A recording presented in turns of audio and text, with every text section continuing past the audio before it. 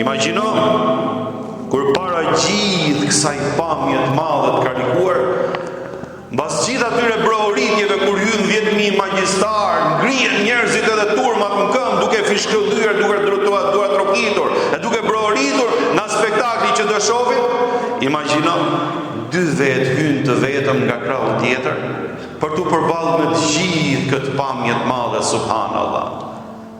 Unë besoj vetë se njerëzit në atë moment janë shtangur. Dikush prej tyre ka thënë, çfarë lidhje kanë këto 2 vetë me gjithë këtë madhështi, me gjithë këtë pushtet madh që përballen sot? Çfarë do bëjnë 2 vetë sot? Çfarë do bëjnë 2 vetë, subhanallahu?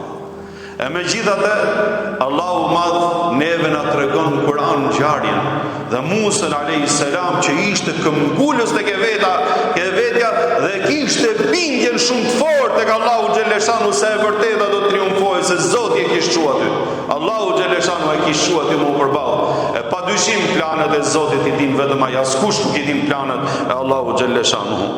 Prandaj po të shikosh, do të shikosh sa bukur e trajton Kur'ani dhe thotë wa jaa as-saharatu fir'auna qalu a inna lana la ajran in kunna nahnu al-ghalibin. Ishin mbyll pazaret përpara. Kishin ardhur përfaqësuesit e magjistarëve tek faraoni dhe kishin thënë nëse neve do të triumfojmë dhe këtë person që t'je ke problem e nxjerrim dështak, e fshim. A ka ne shpërblim për ne? Qale na'am wa innakum lamina al-muqarrabin. Patjetër i thotë, dhe juve jo vetëm merrni shpërblimin, po do jeni njerëzit e mi të afërm, krishterët e mi, këshilltarët e mi. Dhe do jeni gjithmonë pranë meje, do t'ju shohun me të mira. E me çfarë doni juve, ju a jep juve faraoni, ju a jep juve zullumqari më i madh. Subhanallahil azim.